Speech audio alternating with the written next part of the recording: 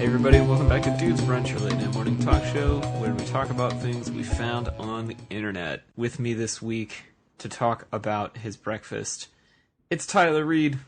Tyler, what did you eat today? I'm not really sure. I think, for context, my work was part of the Pokemon Go pub crawl, and so that was yesterday, and so I was up very late. Everyone was very angry about it because while it went very well, and we made a lot of money, that means everyone else had to work really hard. So everyone was ready to drink as soon as the place closed. So I got accidentally drunk. So it's not something I do very often, or pretty much ever. So I was like, whatever. Since I live only a block away, I was like, why not? And so I think I just had a smoothie. And then I had like a burger from Wendy's. So that's how I'm doing.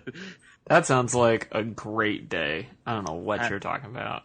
Returning to the show after a week off, I hope he ate something good for brunch today. It's Sean Evans. Hey, Sean. How's it going, man? Hey, good. You would be right. I had Cheerios and coffee this morning. Nice. Yeah. Well done. I know. They built a Whole Foods down the street from my work. Changed my life. In the sense that now you can buy fancy organic Cheerios? No, now I go there at lunch every day and have their cake. Healthy as always. Well, I'm your host, Taylor Olmstead, and for brunch this morning, I had a couple pieces of toast and a fried egg and some coffee. Pretty standard, nothing to write home about. Which is probably how this episode's gonna be. Surprise, surprise, it's the low-hanging fruit special. No, that's not true. Everyone knows that the other title for this show is 4 people spend 3.5 hours creating 1.5 hours of wasting your time. Alright, well, our first topic this week comes from Tyler Reed. Tyler wanted to break the ice a little bit this week, and so he's got some icebreaker questions for us. Take it away, Hey, Tyler. Hey, Tyler. What? How much does a polar bear weigh? Like 1,000,000 pounds. Why? You idiot. God, I don't. You were the worst, Tyler. What's the joke? Well, that's when Taylor's supposed to come in and say, enough to break the ice, and then that's when we walk away, and then you, like, talk to that new girl that you think is cute. But whatever. Sorry, just kidding. Cut that out. Sorry. No, it's okay. Please come be on our show, anybody. Oh my God, just that was a Space Ghost to Ghost moment where you make the joke and then there's just like the cricket sounds of Zorak. So obviously my entire week was filled with Pokemon Go and literally nothing else. I couldn't come up with a topic and I'm planning on a real tasty one next week, so I decided to go for the most basic question possible. What is your favorite animal? AKA a great first grader question, apparently. So that evolved into, let's just find a list of icebreaker questions. So here I have a list. We're just gonna dive right in. First question being, what is your favorite restaurant and why? Okay, so I already kind of ruined this one, but I was talking to Sarah this week and I realized that I'm a big proponent of these kind of places. Right now, my favorite restaurant is Whole Foods.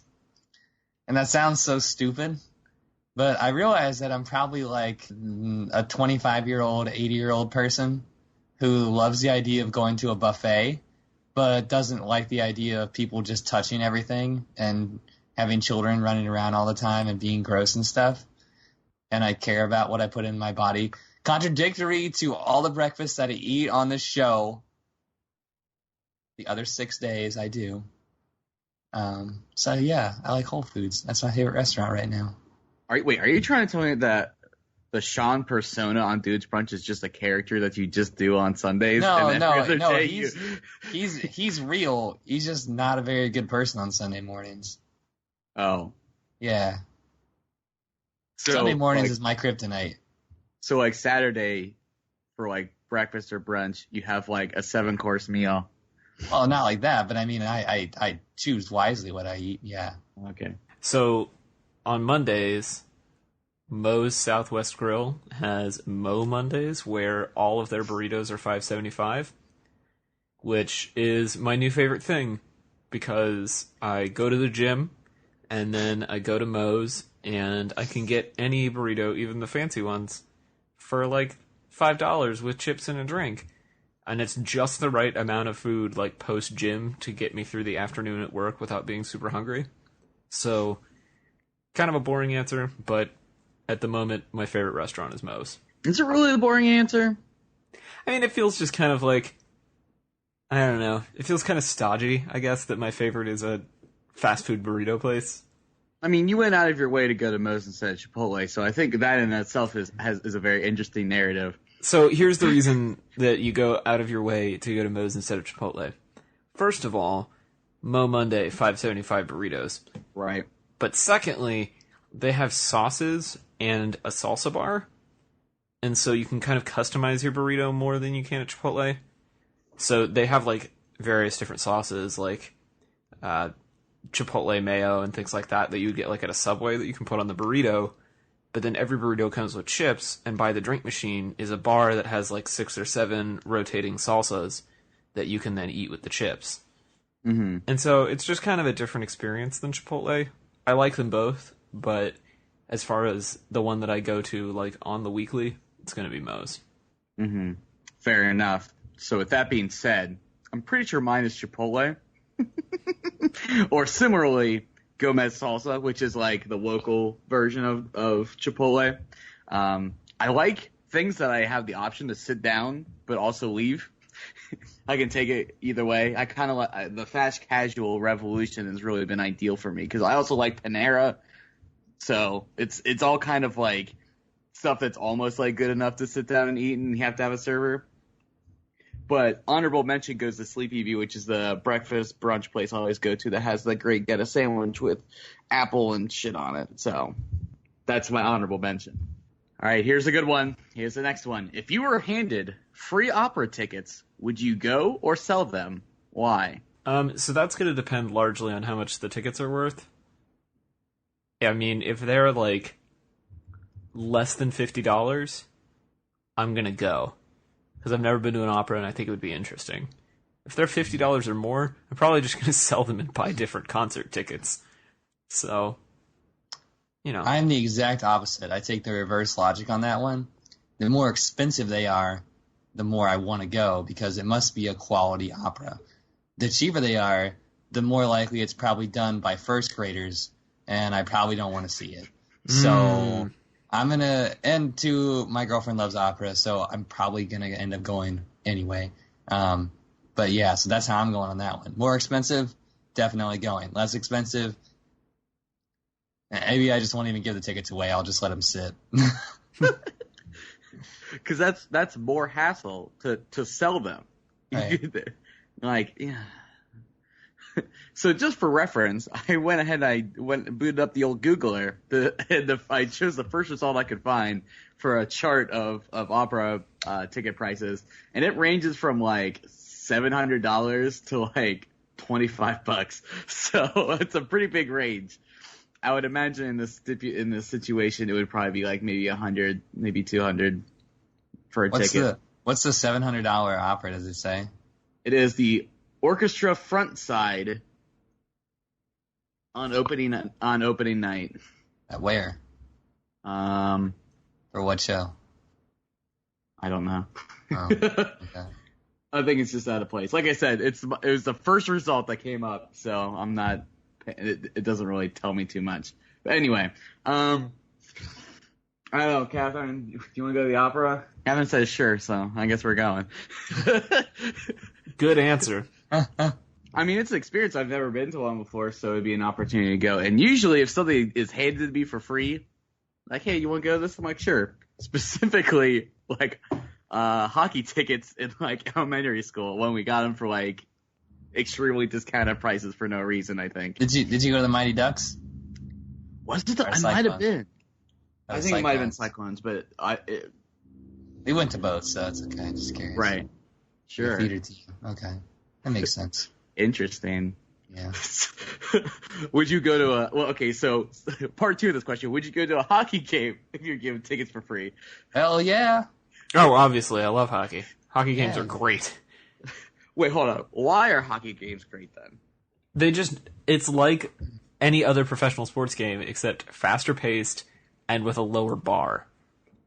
Does that make sense? So, like, people are less invested in it, except for the people that are really invested in it. Most of the people are just casual spectators, which makes it way more fun. Also, they fight. Right. This is when I offend a bunch of people and say, hockey is like soccer if soccer was actually a game. Oh. Mic drop. No, I'm just kidding about that. No, but I'm with Taylor. I like the strategy of it. It's a big thing in DC, and when I got here, I started following the Capitals, and it's cool to watch it on television. You really get into it. Like, shit, guys, we're a hockey team in DC, what we can call ourselves. Fucking the Capitals. It's good enough. Whatever. I'm glad you're following him, Sean. Are they a Great good team? joke, bro. I know. I'm sorry. You've just been hired to a promotions position at Kellogg's. What would you put in a new breakfast cereal box as a gimmick? These don't seem like first grade icebreaker questions, but if I'm going to put anything inside of a cereal box, particularly right now, I'm going to put, like, a little Pokeball in there, because how mad would your parents be if you opened up a cereal box and out came a Pokeball and you just started throwing it around your house? My parents would be pissed, and it would be hilarious. And it makes like a little sound. There's a little jiggle. Oh, it obviously makes a little It's sound, something. yeah. I'm gonna launch a campaign 2016 edition of adult version Lucky Charms, and the marshmallows are gonna be golden Donald Trump hair and silver Hillary pantsuits. Love And it. all the little corn all the pieces are gonna be battleground states like California and Ohio and Florida and Texas. And this is going to be great. One of them, for the primary one, it would have been like Bernie Sanders' hair, too. And you know what? That's why Bernie Sanders isn't a nominee, because he wasn't sexy enough. Sorry, politics. Godzilla. That's it. There's a new movie coming out. I'm excited about it. What? Godzilla. There's a new movie Yeah. coming out? When? Yeah, it's a Japan movie, but also I think they're doing an American Godzilla versus King Kong. So we can do This that. segment is just turning into all the things that Tyler wants to talk about on the show, but doesn't think he can talk about for 15 minutes. You're right. All right. You never Great, you Taylor. never said what your cereal gimmick's going to be. Just gonna put. Wait, so this world needs like a Funko Pop or something. We're just gonna stuff a loose Funko straight into the box. That cereal is gonna rise in price. It will be like $20 for a box of cereal with a Funko in it. That's what these kids are into. Okay, right. so Godzilla. Wait, so is Godzilla your next question, or were you putting Godzilla No. in the cereal? Put them in a cereal box. Okay. Great. I thought Godzilla was your next question. I was like, All right. Listener or talker? As in, are we a listener? That's just or a it. talker? That's the question. Listener or talker? Are you? listener. I Listener. would assume. Oh, absolutely, I'm- listener. Oh, it's- So what defines what's the difference between a listener and a talker then? Hmm. Because I would also say I'm a listener. I like to talk, but when I talk to people, I like to ask the right questions. Yeah, I think without getting too deeply meta, that's part of why I wanted to do this show with you two in particular when we were first starting it, was that all three of us tend to like ask specific questions to get responses out of people, and I feel like we're very measured in what we say when we talk, which particularly when we were doing the show live was like the most important skill of doing this podcast. And I think that's part of what keeps things moving along at this point. Well, I guess if one of us has to be a talker, I guess I have to be a talker then.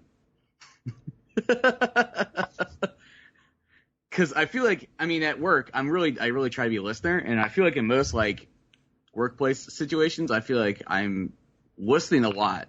Because lots of people have far more interesting stories to tell, and like specifically my coworkers, they just for some reason love to just talk, and I love to just listen to them.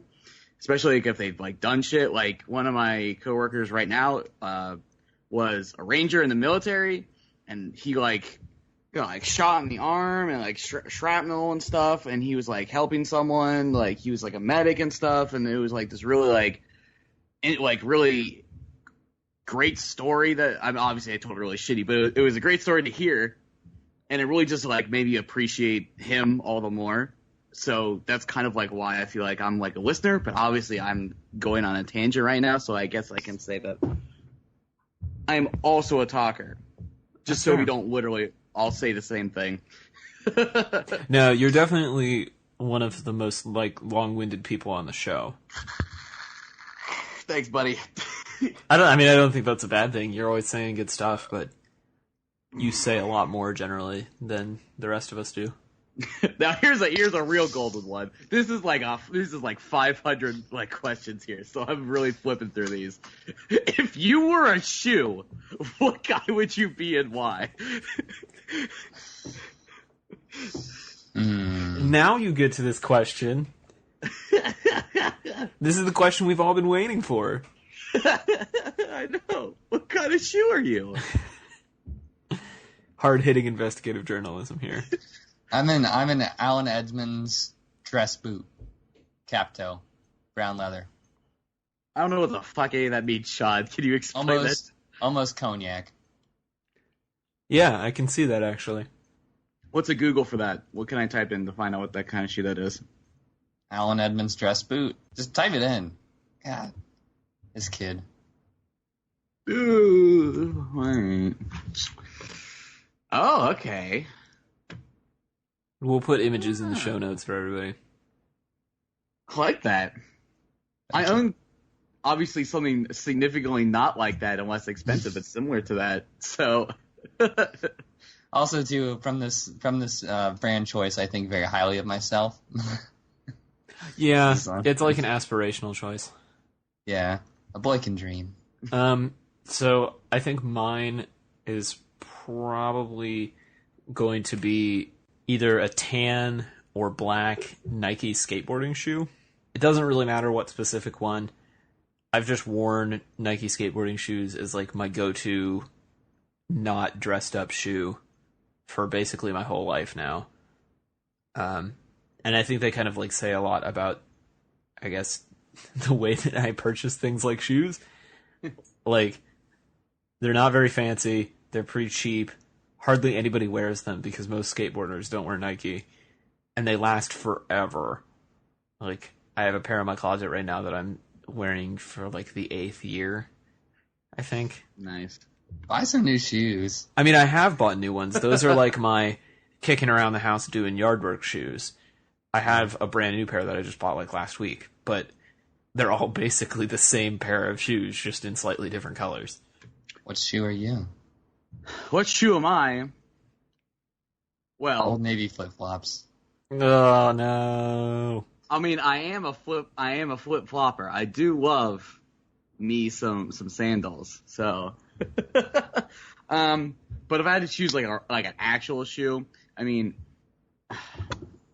this kind of feels like a shitty example, but it's like I would want to be like some sort of like Tom shoe, only for like the sort of like charitable philanthropic kind of like thing, because it's sort of like almost like a projected goal that I want to be in. Like I really want to help the world in some way at some point. But Yeah. I'm like, but I also really like how they're very simple. They're not like overly complex. They still have some style to them. There's probably like a better example. Like if I had to choose like a name brand, it would probably be them. But I'm sure I would probably like try to buy something like more locally based or some shit like that. Like something handmade, handcrafted that would support people in some way. So it's really not really so much about like exactly the style of the shoe or like necessarily anything about it, but it's like the idea behind it. So that's why I would say Tom's. So. Reed homemade shoes. Every time you buy a pair, a white-tailed deer gets a pair of shoes. They do need shoes. They have to walk through all that hot asphalt all the time. So they need them for their little feeties when they're crossing the road when they don't get hit by a car. What's your favorite animal and why is it a burger?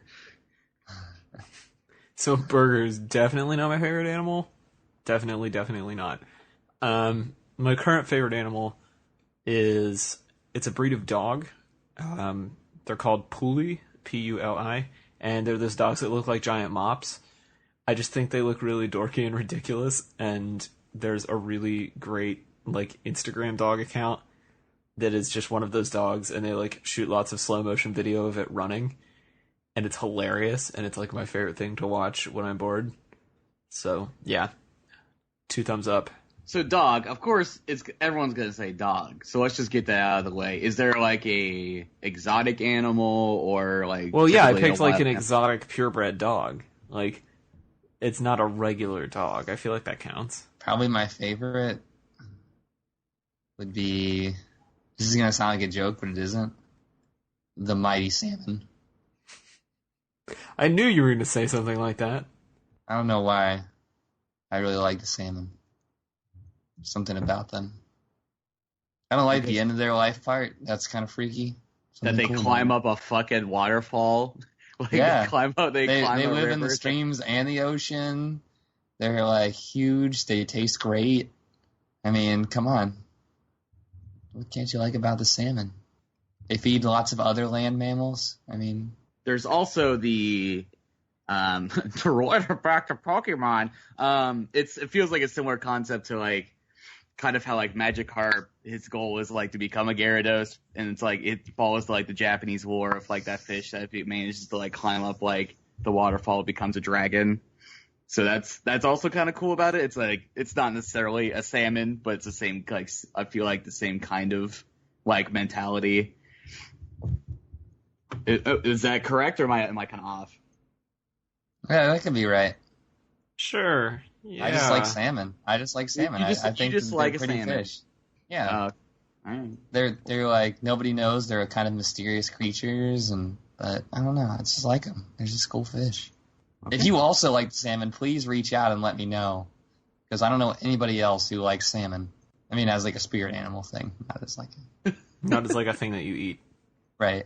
I mean, I like that too, but The easy answer is going to be a corgi, just because it's a cute dog. Great, awesome. But I recently discovered that the tanuki is actually a real animal and not just like a mythological creature. So a tanuki, if you don't know, is basically a raccoon dog, and it's very cute because it combines two animals I like, the dog and the raccoon. I have had a sort of oh, did you post these on your Facebook yes. or Twitter or something? Yeah. Okay, these were adorable. Right. They're very, very cute. I was like, this is much cuter than any animal I've ever seen. I mean, They look like if a badger was friendly and had a cute face. right. That's kind of what they remind me of. If a badger wasn't a shitlord, that's But badgers are cute though. I've always had like a really like interesting like appreciation for raccoons because my parents had one. They like raised one because like I think they like a mom like a mother and like her kids like were like nesting on like our chimney in our old house, and like I guess the mother died, and so they took care of a raccoon for a few years. Really? Yeah, So- I never knew that. Did you grow up around it? How was it? What did they do with it? I believe it was I might have been very, very young. I don't remember at all. So Was it like in the house? yeah, it lived in the house, but it Is started it like litter box trained? I'm not sure. I don't think so. I think it was. Truth be told, I don't know really much about it. Other than You that they had need a to do a segment just about this. Yeah, this is amazingly fascinating. Oh. My parents owned the raccoon. Just do like a 20-minute interview with your mom and dad about raising a raccoon. I should figure that out. But okay. Well, I'll see what I can do about that. We'll have an update to the story soon. Also, honorable mentions are river otter, great animal, very cute. Most cats, Those cats. bats, specifically the not fruit bats. I think fruit What? bats look too much like dogs. No, that's why I love them. Fruit bats I mean, look like they're winged cute, but not my puppies. preferred. Right. Vultures, also a great animal. Also endangered because of poaching, because they want to use it in the black market. So, actually, a very important animal. So but I'll stop with my short list. Oh my god, you are a walking Pinterest board. I am. All right, our next topic this week comes from Sean. Sean, what you got? Okay, so this week I want to talk about everyone's favorite icebreaker questions, place to ask icebreaker questions. First dates. I thought this would be a great way to get to know Dudes Brunch more, which is going to be the theme of this season for me. So my first question is, what is your number one first date rule? My number one first date rule is keep it low key. Explain. I have been on some really not low key first dates. A great example of this is the girl who decided to tell me all about her feelings about reproductive rights on a first date. Not that that's not an important issue, but a first date is not an appropriate place to have that conversation. And I've had a number of those sorts of conversations on first dates, and so I've created this life rule of low-key first dates. Well, to be fair, doesn't that kind of splits them in half? You're like, well, don't feel very strongly about these things, see ya. Guess this isn't gonna work out. I mean, yeah, if you want to get that right out of the way, that's fine, but just not my thing.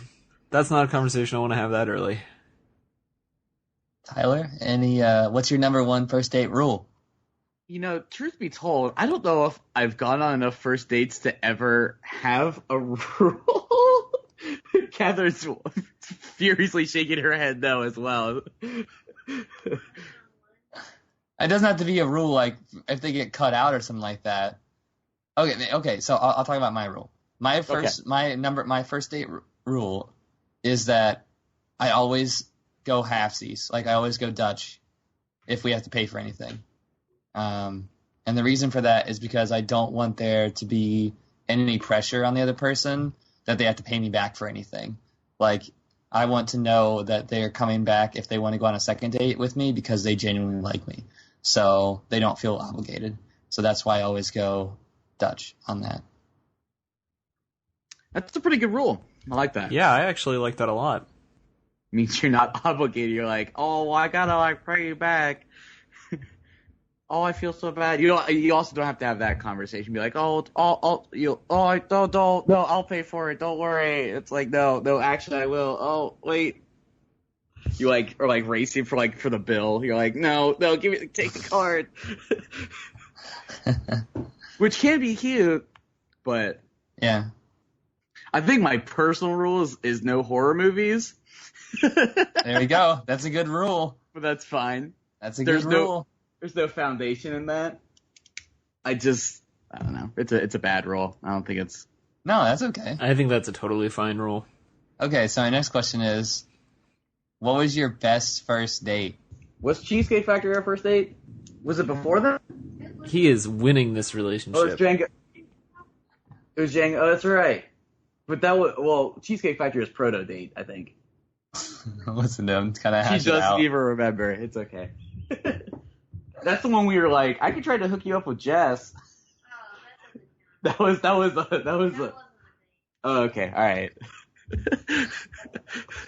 So that was probably, I think I'll have to say Catherine's. What did you guys do? We went to Django Taco. Did we do anything else? I don't remember.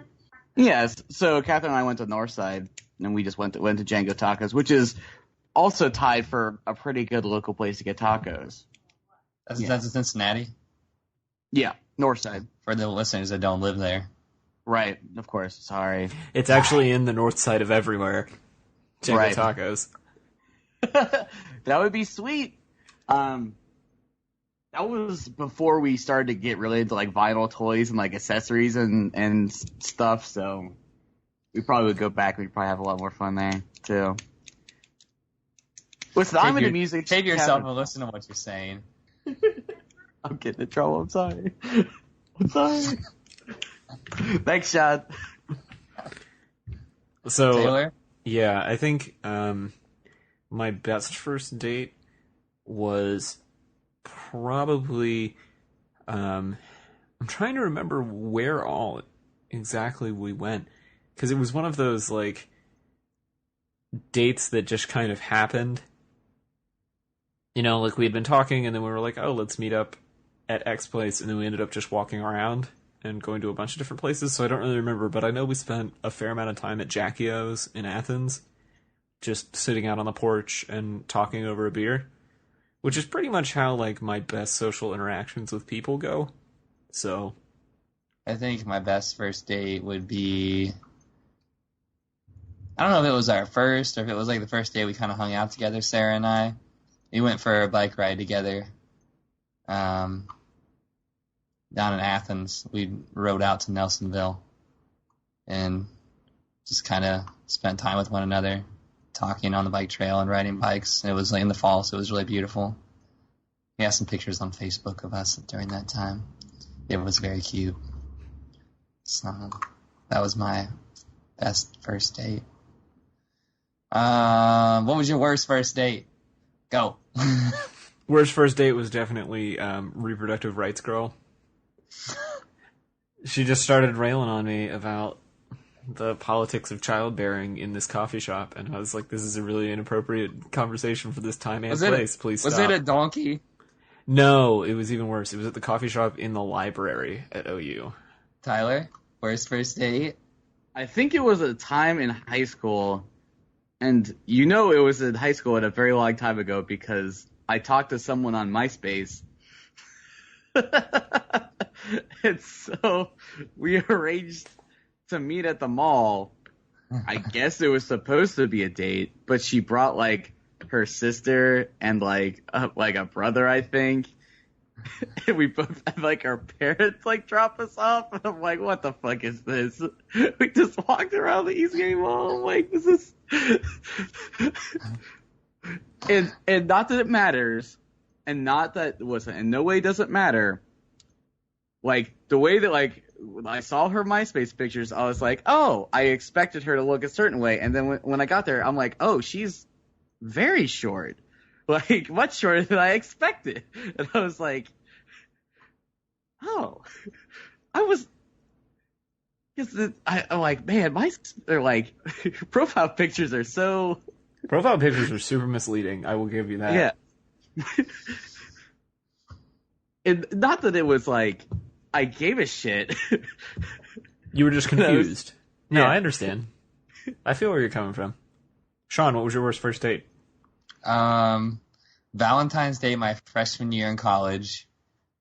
I'll set the story up. So I was coming down the hallway, and I was talking to my RA about one thing or another, and we were talking. I said that. So when I was in high school, I made this pledge that if any girl ever asked me out, I would take her out on a date, because it probably took a lot to go against like societal norms and ask a guy out. And I did. There was a girl that asked me to prom my senior year, and I had already had a date, but I still danced with her a couple dances because I respected that so much. But another one of the girls in my room, or in my dorm, overheard us talking about this. Somehow I ended up saying, she said, well, if you don't find a date for Valentine's Day, I'll go with you. And I was like, oh, okay, cool, you know. God, it was awkward. We had like nothing in common, like total different backgrounds. It was just super awkward because I didn't have a car and she was the one that drove there. It was just really quiet because I think she was like trying to see somebody at the time, but she felt bad that she had like told me this stuff, and it was just weird. Bad first date. My next question is blind dates, yes or no? Largely depends on who's setting it up. Nope, just blind dates. It doesn't matter. No. Oh, Maybe. No. No, you have to say yes or no. Well, then, in the sense that I have gone on blind dates in the past, yes. Okay. Tyler, blind dates, yes or no? It depends how long it's been or how long I've been single. So you would go on a blind date? Sure. Yes. Okay, so that's a yes. And Yeah. I would have to say yes, probably similar in a similar vein to Tyler's answer. It depends on how long I was single. There. Okay.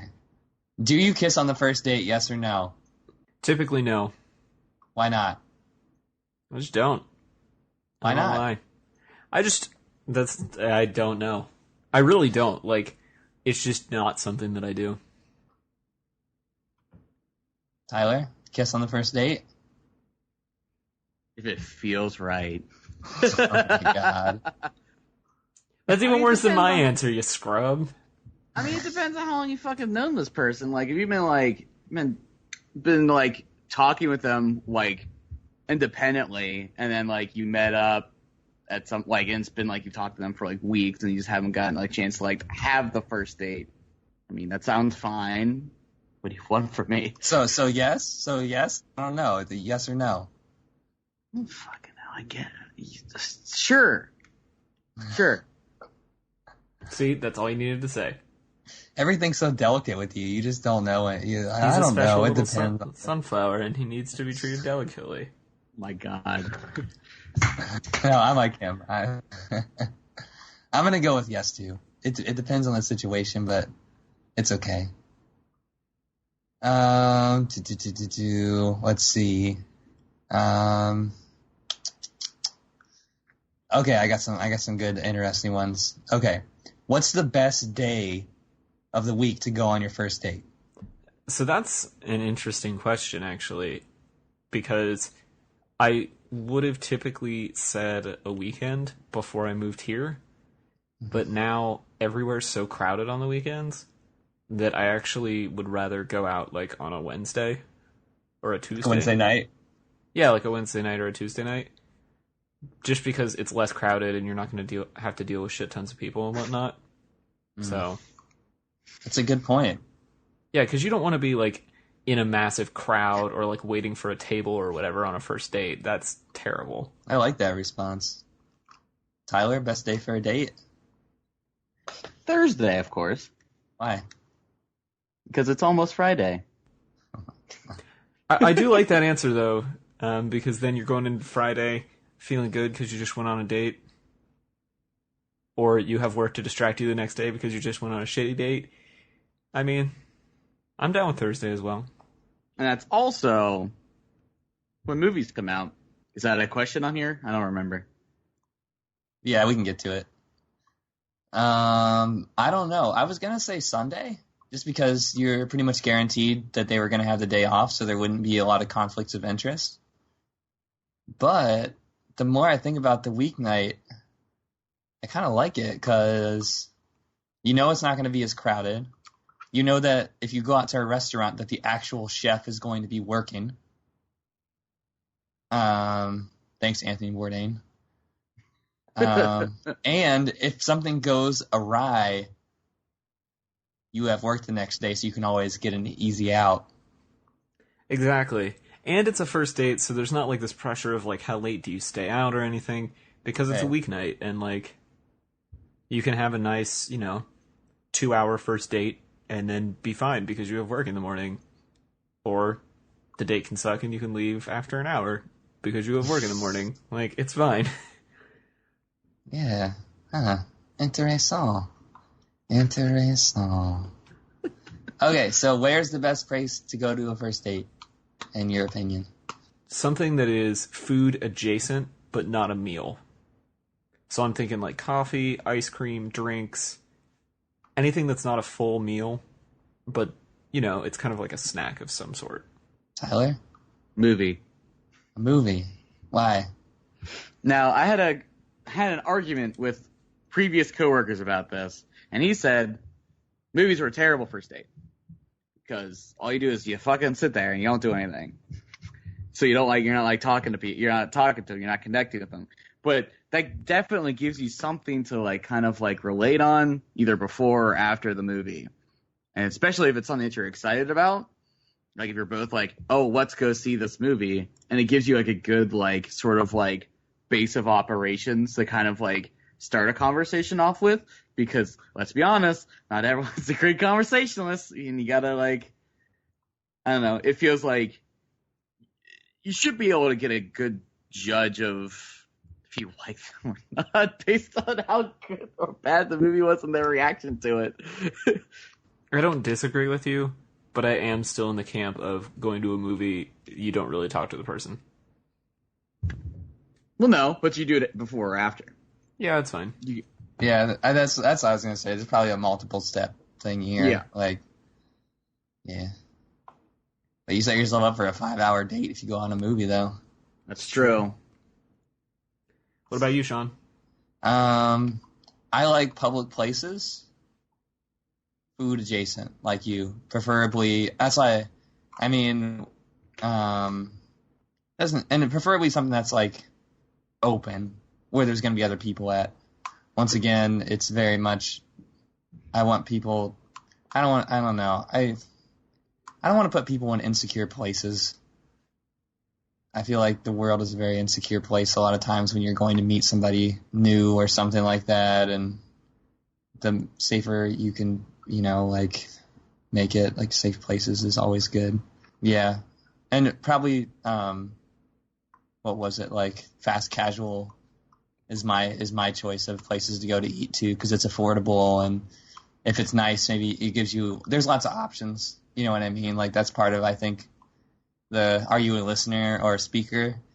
Or it's like, if you're, like, I like to eat outside.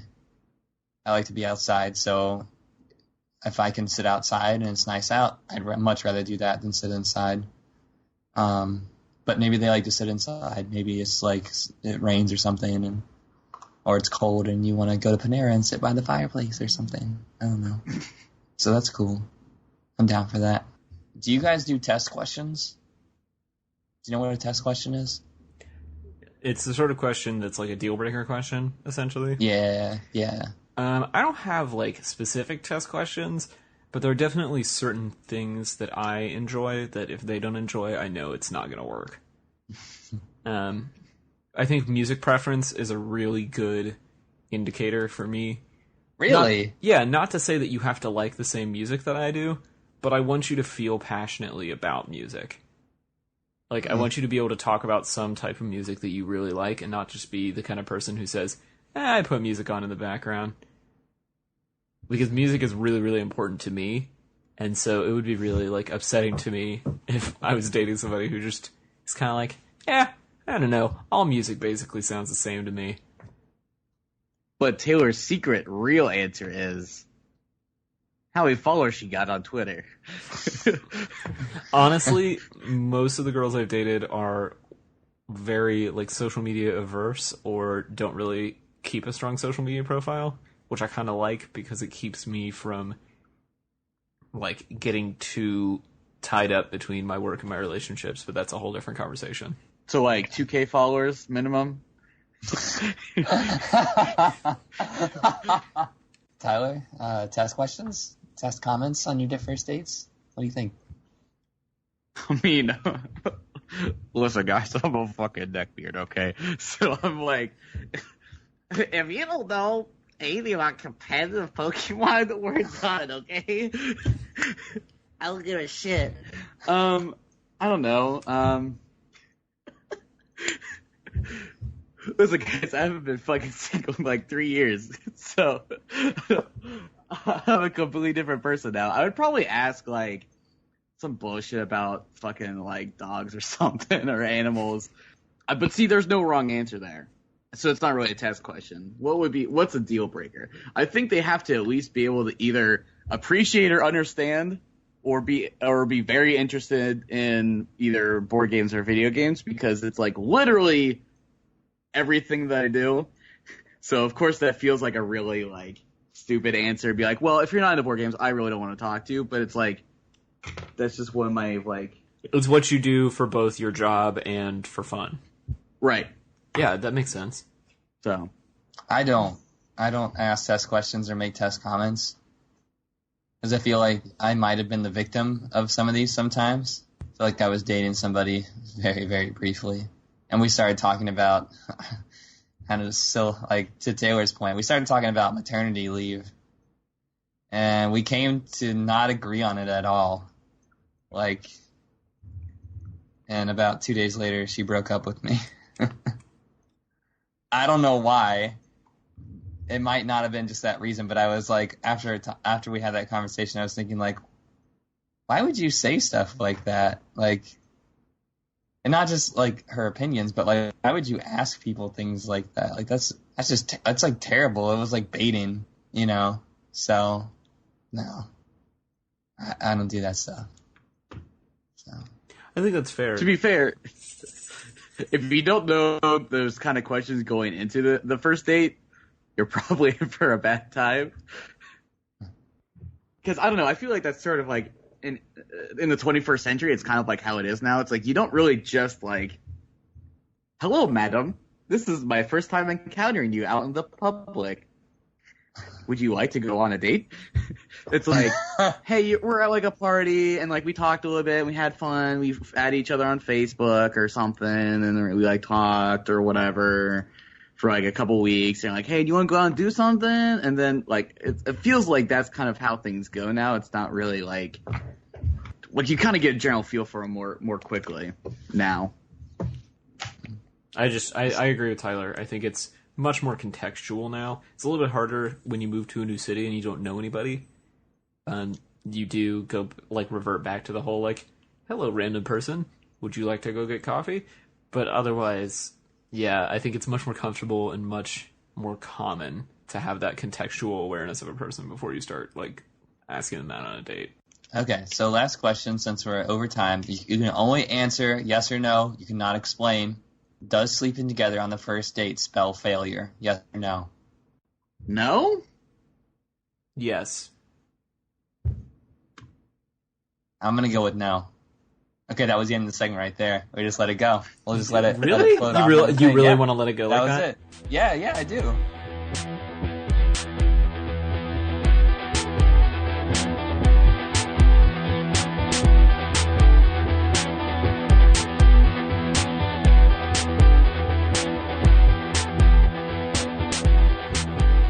So, keeping with our theme of getting to know the Dudes Brunch guys this week, I want to do something a little bit different before we get into our fourth topic, which is more of a traditional topic for us. But right now, I want to talk about what we do when we're not doing this show. Because I've had a lot of conversations with people recently about this podcast and what it's like to record a podcast and edit a podcast and host a podcast and all these things. And one of the things that keeps coming up is people ask, well, do you do that every week? And they're very confused by like how this fits into the rest of my life. And so I wanted to specifically talk to you guys about weekends, because I feel like our weekends are all drastically different, but that's when most of what work gets done for the show happens. And so I was just curious if you guys could walk us through and the listeners through what the average weekend is, like everything leading up to the recording of this show. All right, so I don't have a weekend. If I'm lucky, I get 2 consecutive days off in a row during the week. So anytime I'm not on the show, it's generally because I have like some major life-changing thing happening. But I know editing the show audio-wise usually happens either late in the evening or early in the morning before I go to work or after I come home from work. And the process is pretty simple. I go through and kind of like edit down what we're saying, kind of make it seem a little bit more cohesive, and maybe I'll put in a transition or two. That's about as plain as it gets. For my topics, I pretty much just wait until I'm done editing and then remember that, oh my god, I have to do a topic. So I just kind of come up with something off the fly. Write it down, kind of publish it real quick, usually on Friday night, because I know that on Sunday I'm going to have to work all day. So I pretty much just come home on Sundays, maybe like eat a sandwich and then sit down to record the show. So for you, the podcast just kind of fits in around whatever your like rotating retail schedule is. Yeah, the podcast is very a needed squeaked in when possible. Tyler, you've recently changed jobs. What does the routine or like the practice look like for you? Well, I'm pretty consistently working Friday and Saturday, and those hours usually vary from going in at like between 4 and 6 p.m. and then usually getting home around 2 a.m. I'm still staying at Catherine's house basically the entire weekend and most of the week, so she's long asleep most of the time when I get home. Thanks, honey, I love you. Right. Well, to be fair, she always leaves me a very cute note that I always really appreciate. She draws me a cute little picture, so it's always very nice to come home to someone actually appreciating your existence. So I need to do that. I need to do that more. I'm ripping that off. And most of the time, I like grab like a cheesesteak, take all my clothes off, lay on the couch, and probably pass the fuck out for like 20, 30 minutes. And by then it's like 3 a.m. and I'm like, well, I guess I'm going to take a shower and go to bed. I want Zach's... I kind of want Zach's girlfriend to do like an animated frame of like you coming home from work, just like kicks in door, grabs cheese stick, shreds clothes, falls on couch in underwear, cat comes over, like eats half-eaten cheese stick. Right. But I mean, like I spend like when I'm working. If you don't know, I'm teaching board games to people, or I'm making sure people don't sit in places that they're not supposed to sit in. So it's about half and half. On a good night, I'm really getting a chance to really sit down and talk with people about games that they love or games that they might want to try next. So it's a very fulfilling job. It doesn't pay me enough, but that's fine. I still like my job. Wish I had, it wasn't intended to be like a career. So it's a great opportunity. I love being there. Other than that, now my time is pretty much spent playing Pokemon Go when I'm not at work. Other than that, I'm like, it doesn't seem like it, but I'm pretty much constantly kind of like trying to absorb things for the show to like come up with a topic. And I'm trying to really hard to like kind of find things that the rest of the panel actually would be willing to listen to. Because most of the time it's like either anime bullshit, something about video games, something about board games. Because a lot of my news and my feeds are all based on those things, which are not in anyone else's wheelhouse, except for Sean, who likes Yokai Watch. So I watched it because I love you.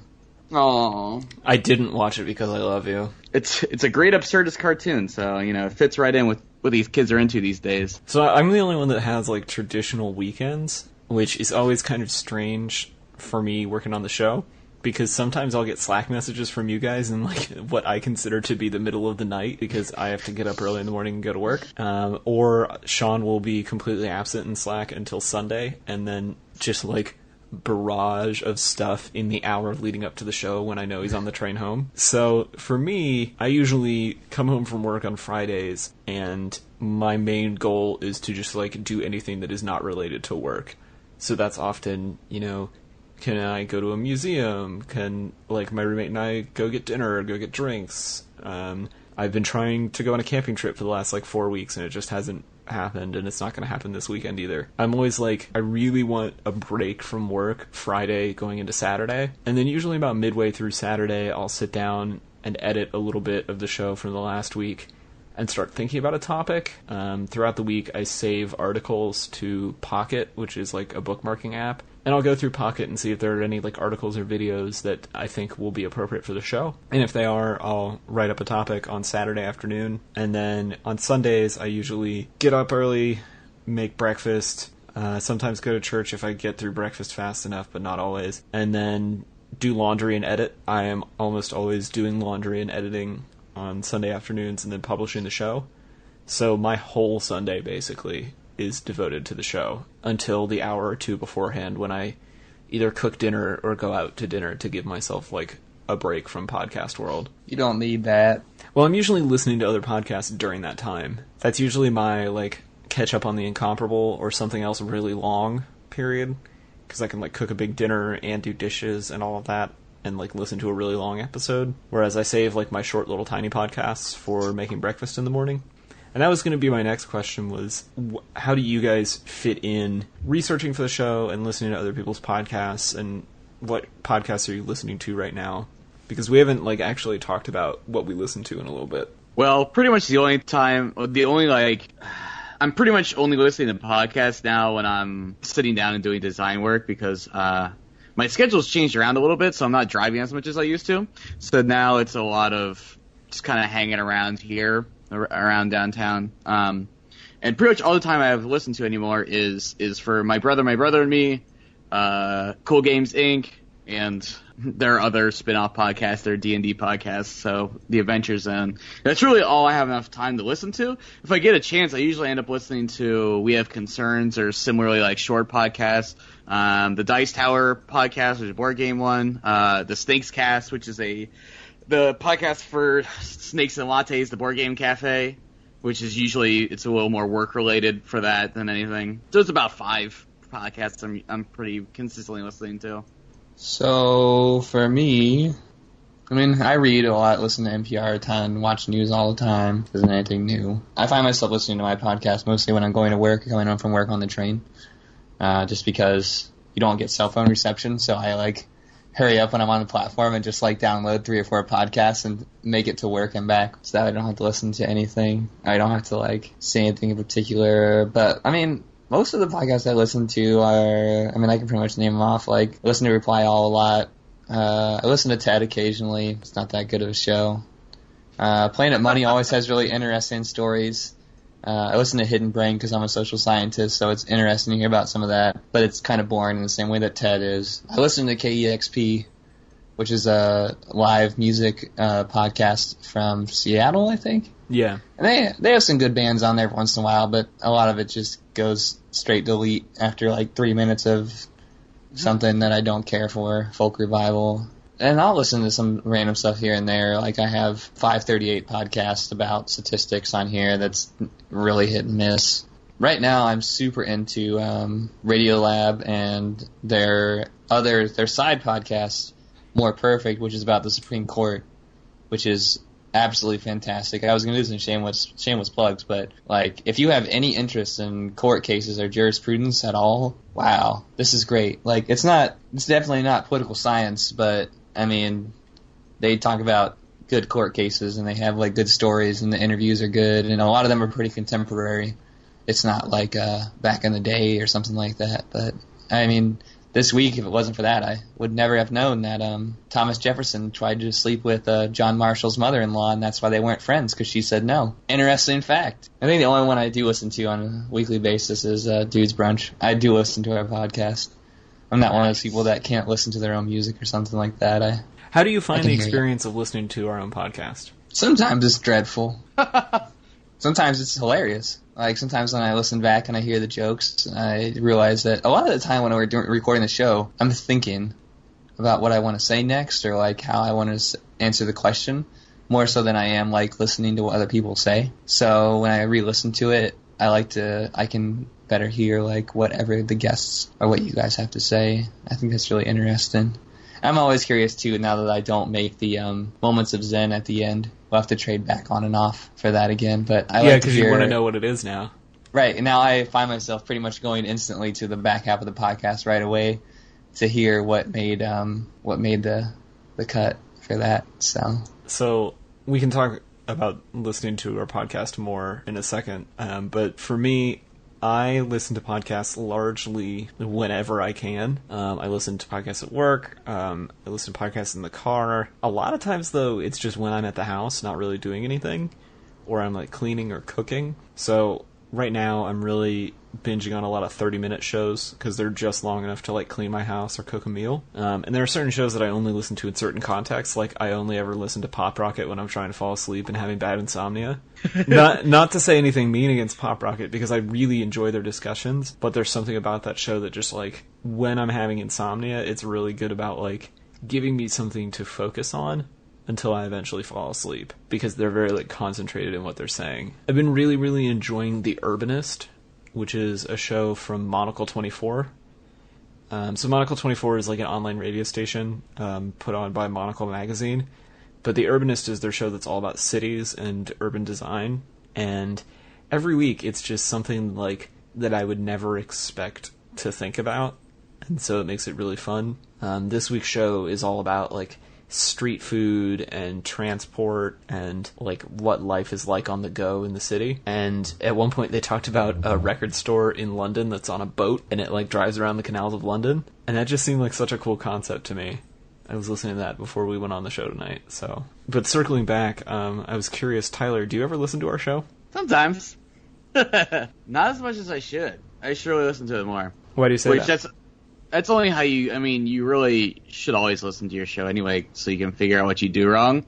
But I've listened to it a handful enough times to kind of like figure out some of the things I do that are really not good. Like, I distinctly remember Zach being on, like, listening to our show before he kind of started being a featured contributor, and he's like, you guys don't say ums or a whole lot. And I was like, well, that's because you didn't listen to, like, our second episode where I'm pretty sure we all were, like, dumpster trash. So, like, I'm pretty sure we've massively improved since then. And I've listened to myself, like, in earlier episodes, and I was like, ooh, I need to stop doing some of this stuff. Yeah, I usually pick and choose what segments I re-listen to. I mean, I obviously listen to them when we edit, but there are certain sections of the show that I go back and listen to each week. Usually, like, key jokes. I want to make sure that the joke actually lands. And, of course, I listen to the Moment of Zen to make sure it's actually funny. But then a lot of times, there are, like, discussions that we have that, like Sean was saying, I just don't pick up everything that everybody's saying because I'm thinking so much about what am I going to say, how am I going to edit what people are saying, like, is the pacing right? So when I go back and listen to it, I finally get to understand the full conversation. And we don't really do follow-up on this show, so you never really get to communicate how you feel about what we talked about. And sometimes I feel like that's a weakness of our format, but at the same time, like, I don't know, I kind of like that every single show we do is something a little bit different, because it doesn't feel like it gets stale. Maybe we should go back and we should do Dudes Brunch Second Chances. Maybe that's an upcoming segment we can do. That's a whole season at this point. Shit, yeah, you're probably right.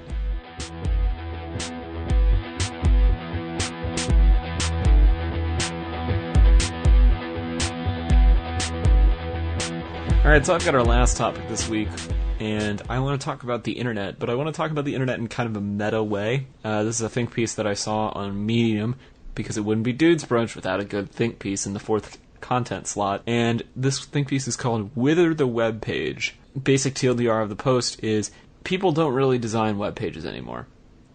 Almost everybody is getting all of their web content through social media or some sort of feed, and so the question is, do we need to design web pages, and do they even need to look good anymore? And is it a good or bad thing that bad web design is coming back? So I'm going to basically take those questions one by one. My first question to you two, specifically because we just talked about where we all find our research for the show. Do you actually go to web pages? Like, do you go to documents on the web, like a single web page? Or are you living in feeds and streams? No, yeah, I go to web pages. I use the feeds and streams to find the web pages. So Reddit does not count, right? Reddit does not count as a web page, no. So what's an example? Like, what's an example of? Like website.com/aboutus.html. Oh, thanks for spelling that literally as much out as you could possibly make that. I appreciate that. I mean, I go to Board Game Geek, but that might as well just be Reddit for board games. So that's really about it. So you're one of these people that's not really on actual pages on the web anymore. Not really. Yeah, I mean, my top is Board Game Geek, Reddit, Twitter, Craigslist, Dudes Brunch, my website, Pokemon Showdown, and Amazon. So the only one that's really a website is the website for your own work. So I feel pretty similarly, actually. I mean, I write websites for work, like that's part of what I do. But I don't go to a whole lot of websites in like my personal web browsing.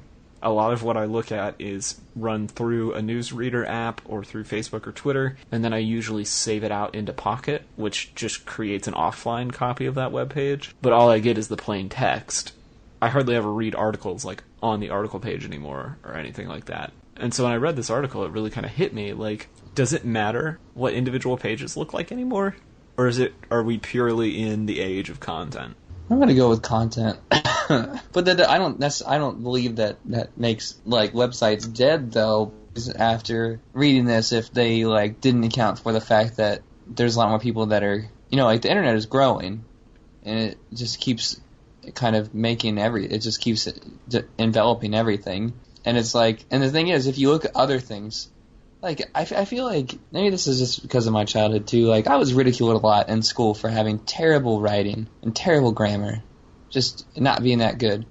But the thing is, when I read other people's writings, and I think that mine is not that good, it makes me think that mine is actually alright. I think it might be the same thing, like, everybody has to write, everybody kind of is becoming to have to use the internet. Are you going to be left behind? I mean, you can have that choice, I guess. But so what you're saying is, like, there's this certain level of internet literacy that you have to have, and rather than ridiculing each other for, like, our handwriting now, it's not necessarily, like, how well your website is designed, but it's, like, what you put on the internet and how well you deliver your thoughts online. Exactly.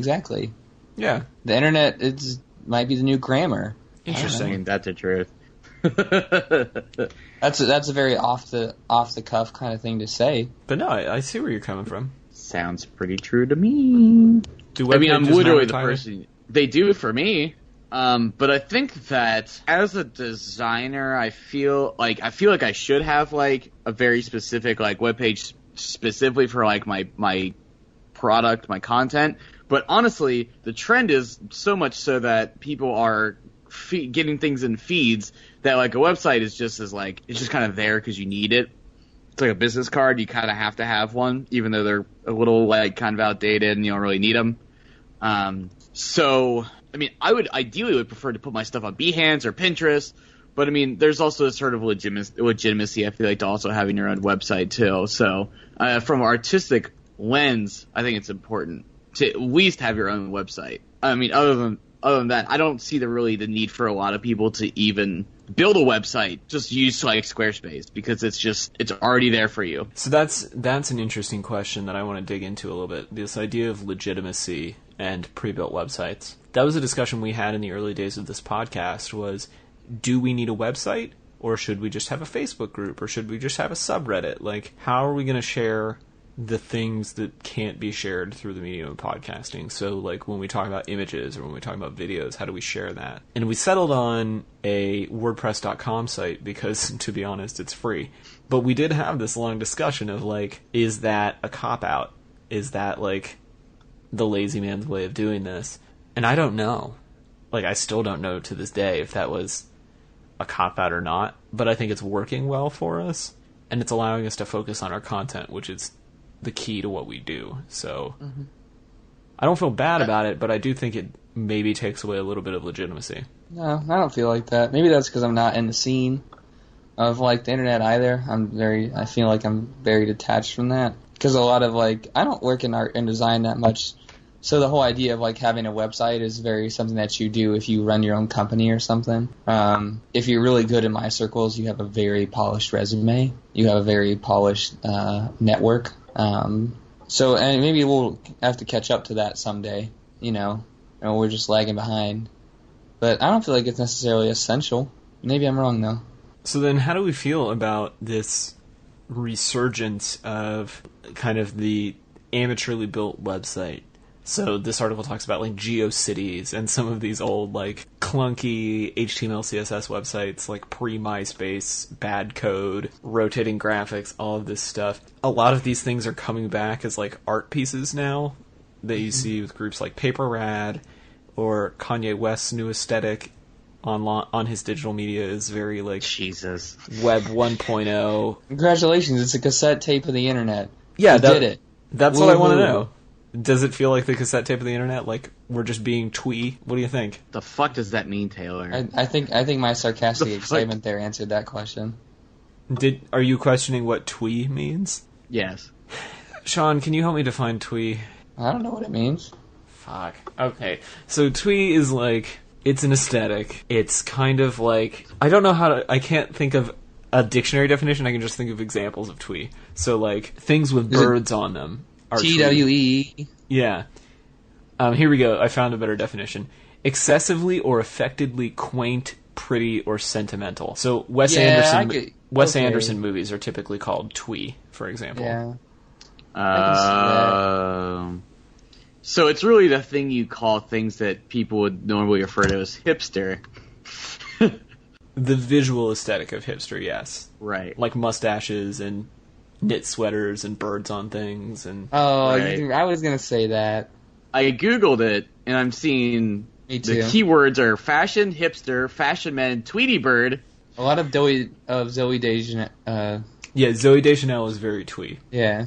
Yeah. So is this like clunky Web 1.0, the twee of the internet? yeah, why not? I'll put it in that category. You think it's too excessively sentimental? I don't think it's sentimental. I think it's like, dude, don't say that wearing bowlers is cool, because once it's cool, then it's not cool anymore. So this is just going to be a fad, and then we're going to go back to making real websites? Yeah, because that's how technology works. I mean, NES is coming out again in November, and you can buy the NES with 30 games on it.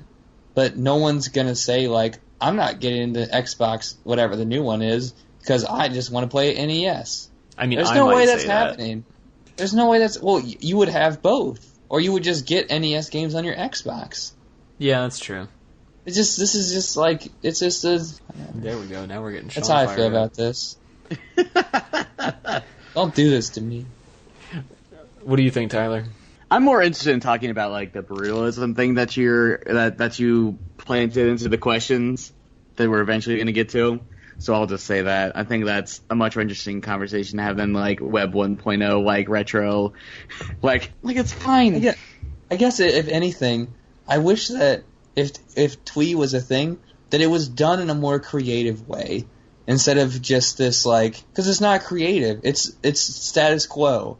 Like, congratulations. Like, if you're doing twee internet stuff, you've made it to where everyone's already been.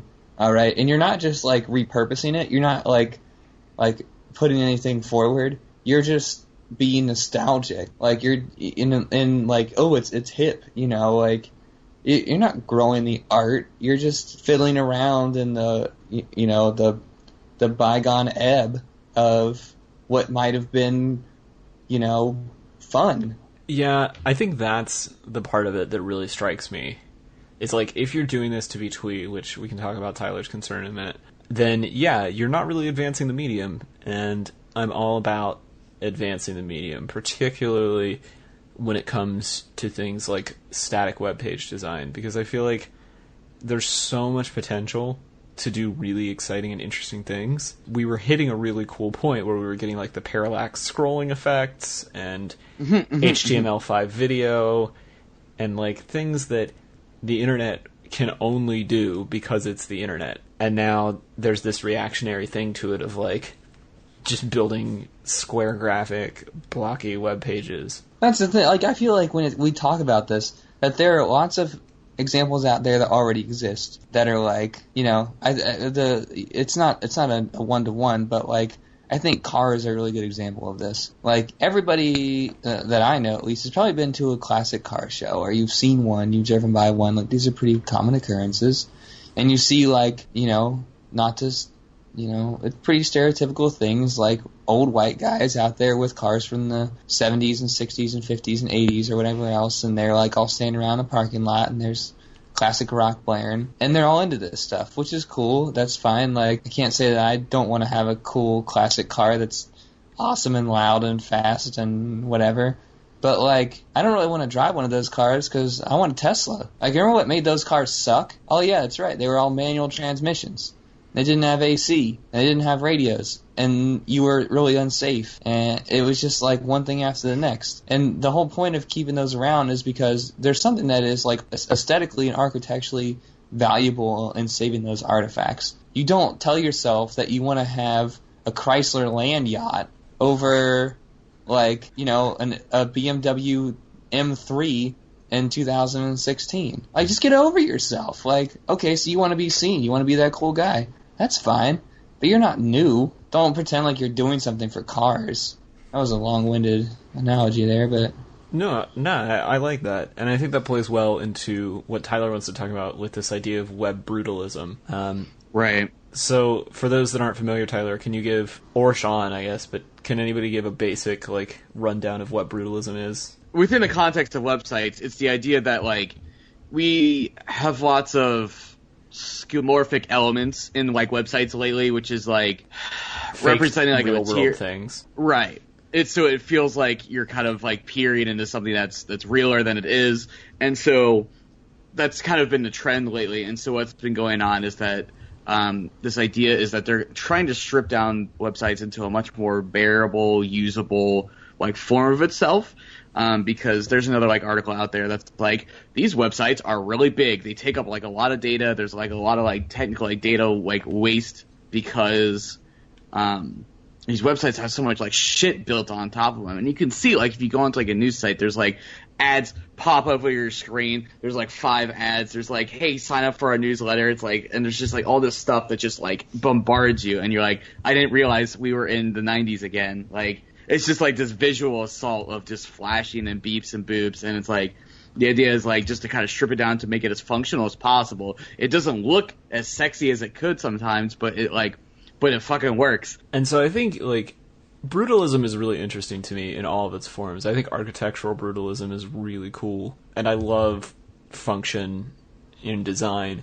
I just guess that like the current wave of websites that this article is talking about falls more into the twee discussion that Sean and I were having, where it's like nostalgia for nostalgia's sake as opposed to function. I think a really good example of this is the Apple website. Like, Apple's website is purely functional, is designed to make you want to buy Apple things, and it takes very few clicks for you to buy an Apple thing. But you can contrast that with like the Windows 10 site, which is much showier, and it's got all these demos, and like, granted, Apple's site has more showy demos recently than it has in the past. I think there's something really interesting about like, can you be functional but still be polished?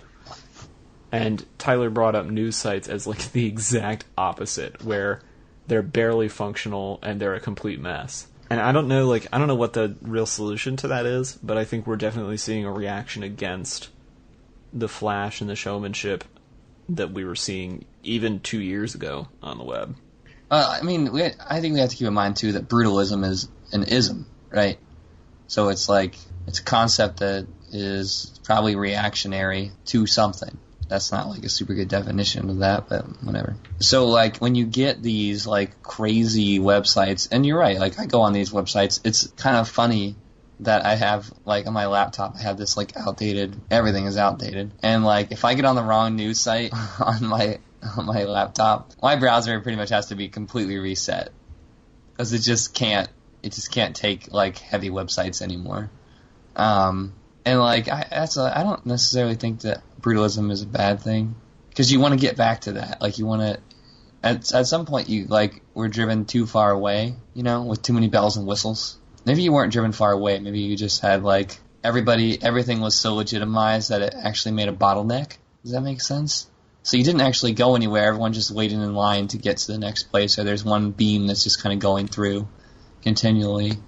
I don't think that's the situation we're in though, because it feels like the social media revolution, if we can call it that, kind of was the next place for a while. This idea that you're not going to go out to external websites, you're just going to go to Facebook, and Facebook's going to give you everything you need, and it's all going to show up in your feed. And people are finally reacting against that with all of like the frustration about algorithms and whether or not Facebook's corporate priorities are causing certain news stories to show up more often or not. Like, there's a considerable amount of frustration about that I think is going to drive people back to static web pages. But I think in a sense you're right, Sean, that the user behavior has changed. The design game really hasn't changed at all. Like, we're still building websites kind of like we were 5 years ago, barring Facebook and Pinterest and all of these sites that are, you know, way heavier and have social components. So I don't know how static sites are going to change as more traffic flows to them. I don't know. I think we live in a really interesting environment for internet and web pages right now. I don't know what you guys think about this. I'd be curious to hear it. But like, Taylor knows this firsthand that like, and I've seen an uptick in a lot of this stuff lately, that like social media as an industry is like thriving.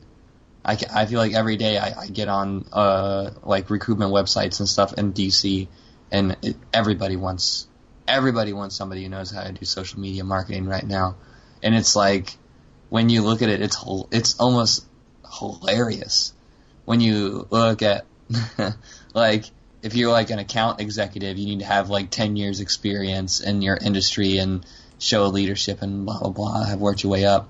And the industry hasn't even been around for 10 years. Right, and the description for like what you need to be like a social media director is like an undergraduate in communications with 2 years experience, like managing a media campaign. And then like when you like, I'm just curious like what else they want you to do. That's when it gets really weird, because it's like, we want you to have a resume, a cover letter, and 10 pieces of campaign material that you've produced, so we can get a body, like a portfolio of your work going.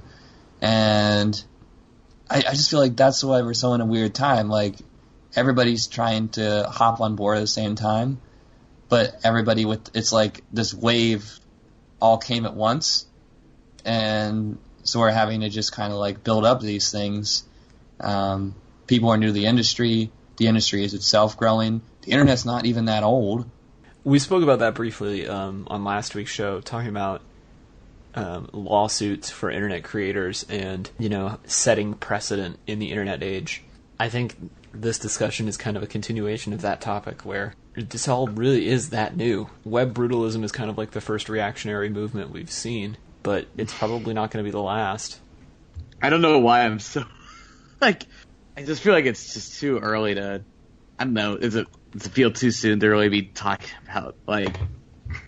It feels too early to talk about schools of thought around the internet. Like about, because I mean, like, I'm taking care of the social media, like just the Twitter account of my business, and it's like. And, like, my boss is like, you can, like, tweet, like, during work. I'm like, well, that's not really exactly how that works. Like, if I'm doing a job, I can't just do another job while I have to have, like, my buffer open. I have to have, like, TweetDeck. I have to have Twitter. I have to be, like, searching for things. Like, like, there's way more to it than just, like, here's a photo of some stuff. Here's some hashtags. Like, so it's just, like, no one actually understands what's going on unless you're like really like you're in the trenches really doing it. So I feel like it's still a little early to be like seeing like these like grand like shifts in like schools of thought. I'm like, do you put like pictures on your account, or you like more like an organic like conversational Twitter account? That's like maybe this is like a higher conversation that needs to happen, because I feel like there are tons of people out there.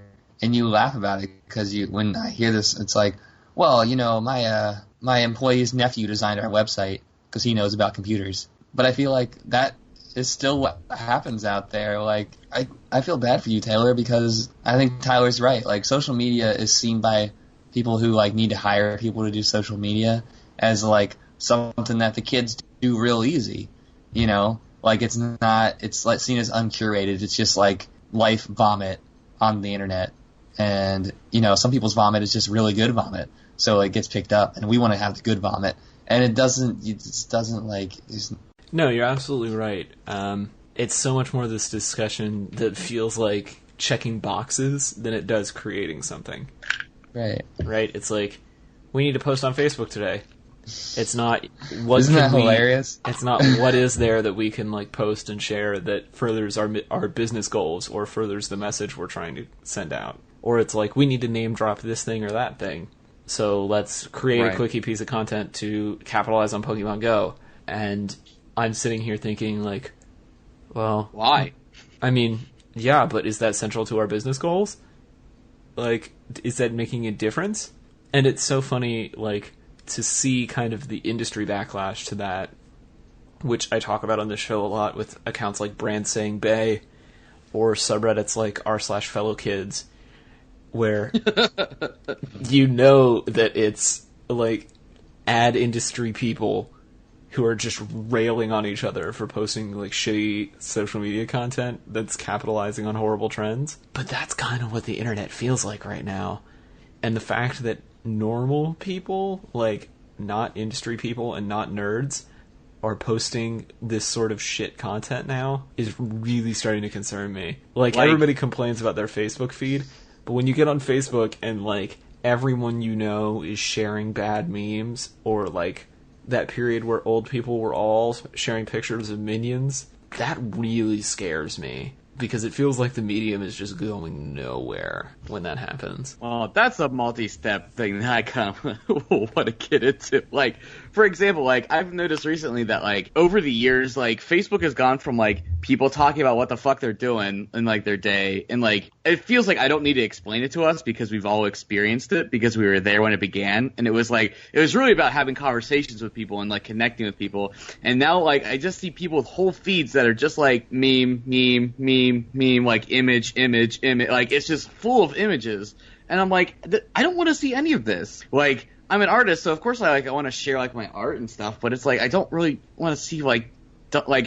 screen caps from Tumblr, you know, like, part 2 of this statement is, like, you notice, for example, like, the Sonic the Hedgehog Twitter was, like, the first kind of, like, Twitter account that really just, like, well, we know we're a joke, let's just flip the table and just, like, do whatever the fuck we want.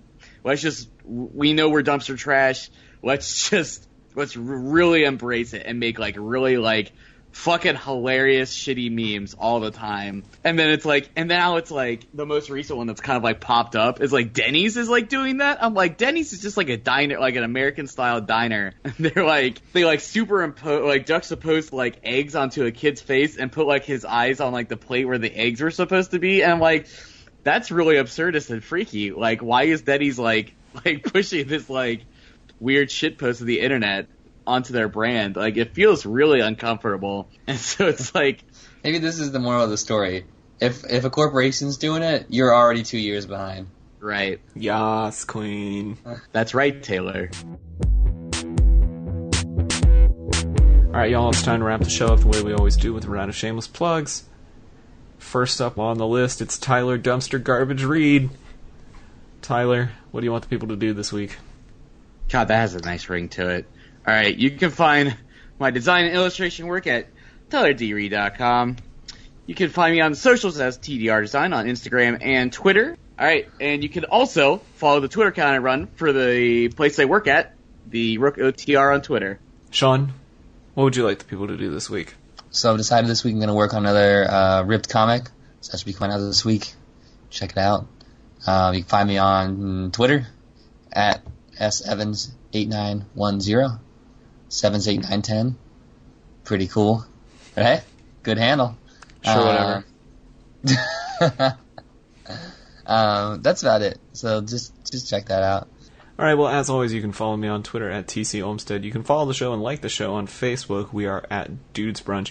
And, of course, if you really like us, you can leave a review on iTunes. We'd really appreciate that.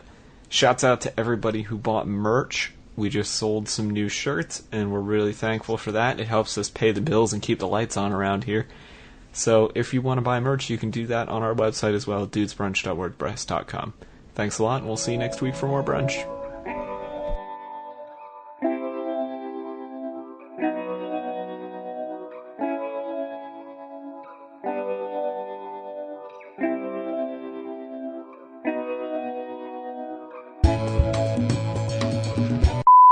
I also Meh. run... Shit. You're right, Sean. That is fun. It is fun.